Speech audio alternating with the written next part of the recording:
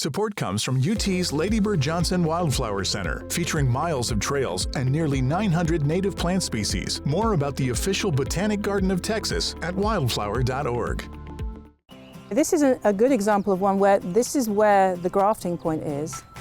And unfortunately, we've got a lot of damage above there, but we've still got one good shoot coming up. And so we're going to let this one grow up and hopefully we'll have a productive tree again. Hi, this is Heather Kendall. I'm going to talk to you today about growing citrus trees here in Central Texas, and just a few of the things that you need to be aware of to get the best experience out of it. Citrus trees are subtropical, so they have a certain amount of cold sensitivity. And you need to know that some of them are more cold sensitive than others.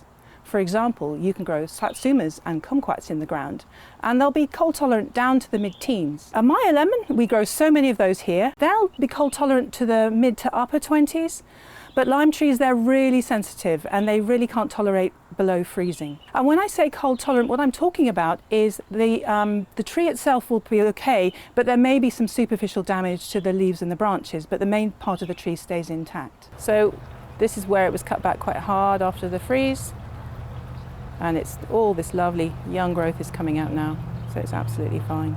If you grow it in ground, there are certain things you have to be aware of. The most important thing is that it's in a sunny, sheltered location. It gets about 6 hours of sunlight. You need to make sure that it is sheltered away from those cold northwesterly winds. What should you do to protect your tree in the ground? Well, you should make sure that it's mulched anyway. You mulch it with some shredded bark or some pine straw just to protect that root area. Always water your tree before a freeze. You don't think about this, but evergreen trees particularly benefit from having a good watering just before a freeze. You can make a little tent for your tree using row cover or blankets. You can wrap it around. What you're trying to do is trap the ground source heat up around the tree. You can add a heat source by using incandescent tree lights rather than LEDs.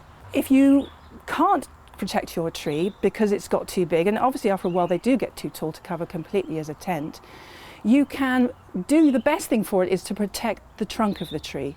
And what you want to do is protect it by wrapping the trunk from the ground all the way up to above the grafting point. If you have them in a container outside, they're going to be more sensitive to freezing than if their roots were in the ground. So bear that in mind if you have a container grown plant. Those roots are up above and they're exposed to that colder air. Now, if you grow in a container, there are things you also have to remember. The first thing and most important thing I remember is that not to have a container that gets too heavy. If you have a heavy ceramic pot that's full of soil and then you have a mature tree inside that, that's a really heavy thing to move when you have to get it in quickly for a freeze. So try and choose a container that's not too heavy. The plastic resin ones, they're pretty good these days. The dwarfing varieties can stay in containers pretty much their whole lives. The larger trees like the grapefruit and the oranges, eventually you'll want to grow them out in the ground just because they have a big framework and big root network. A lot of people come into me, and particularly after the freeze last year, and say, well, my tree died right down to the ground and it's coming back, is it okay now? Well, the thing you have to remember with citrus grown here in Central Texas is that most of it is onto grafted rootstock. And grafted rootstock means that the trunk and the roots of the tree are one kind of citrus material that have been grown specifically because they're very vigorous and they can cope with our soils. And the point above, the grafted material, is the fruit, the delicious fruit that you want, whether it's a lemon or an orange. And there's a grafting point where the two join, which you can see quite clearly on these two trees here. Now, if it freezes all the way down to below those grafting points, then you've lost all that lovely productive material above. And if all you're getting are the shoots coming up from the base here, that's rootstock material. It's often very thorny, and the fruit that it does produce is usually pretty sour. This is a really good example of what happens when you get freeze damage. You see how it's frozen all the way down. Here's the grafting point, and it's gone well below that. All that's dead. And so what it's doing is shooting up from below the grafting point, and this is just the rootstock material, which we don't want to keep. And unfortunately, there's no point in keeping this tree anymore.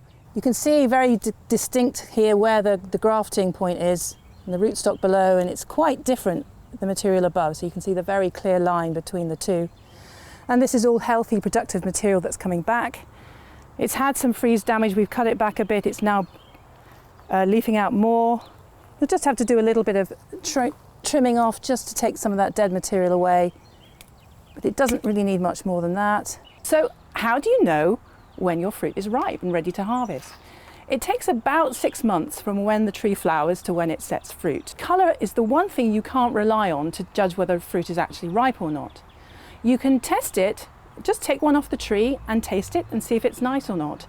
If it's not, the fruit can stay on the tree for 2 months before harvesting. People often ask me how you should fertilise your citrus tree. Well, the important point to remember is that they are very heavy feeders of nitrogen, but they don't need a lot of phosphorus. So don't assume that you can use the same fertiliser for your roses, for example, that you would use on your citrus. Anything with a high first number is important. Cottonseed meal is good, feather meal, also very good for a good source of nitrogen. And I also sometimes like to change it up a bit and use a bit of fish emulsion and sometimes liquid seaweed with iron, just to make sure that they're getting all the micronutrients they need as well. There are a few pests that can affect citrus trees. I've been battling soft brown scale for quite a while now on my Maya lemon tree. You can use neem oil to apply, and you be careful when you apply it. You can just wipe it onto the branches and the twigs because they tend to hang out there or just on the undersides of the leaves. You certainly never want to spray open flowers. Citrus trees can also get whitefly, and that is another issue. When you go up to your tree and you get these little clouds of white flies coming off, you've got a whitefly infestation. Repeated applications of insecticidal soap can help deal with that. But the first thing to do is always to check for beneficial insects before you spray anything. Sometimes just a washing spray with a shower from your hose is enough to dislodge them. At The Natural Gardener, we recommend that you take the fruit and flowers off your tree for the first 2 years after purchase. And people ask us, why is that? Well, there are two main reasons. The first reason is when you get a young tree, you want to make sure that they've got a good, healthy framework of roots and mature woody branches to hold the weight of the fruit. Because if you let them set fruit too early, they can crop heavily and actually deform the tree by having too heavy a crop on them. And the second thing is that by state law in Texas, all citrus trees have to be treated with a neonicotinoid pesticide, which helps prevent citrus greening disease. And so, unfortunately, it means that the fruit and the flowers and the pollen will contain residues of that pesticide. So best to take them off for 2 years and make sure that all that pesticide residue has gone. There's one garden visitor that's particularly lovely, but you'll see little holes and the edges of your leaves being eaten, and you'll see a little caterpillar that looks like bird poop. Please don't kill that. That is the giant swallowtail butterfly. It's a beautiful visitor to our gardens and something we really want to cherish and keep. All you'll get is a little bit of superficial damage to the leaves. It won't affect the fruit cropping at all. Growing citrus can be fun and the results delicious. Just follow these simple tips and you will have a wonderful crop to enjoy. This is Heather Kendall for Backyard Basics.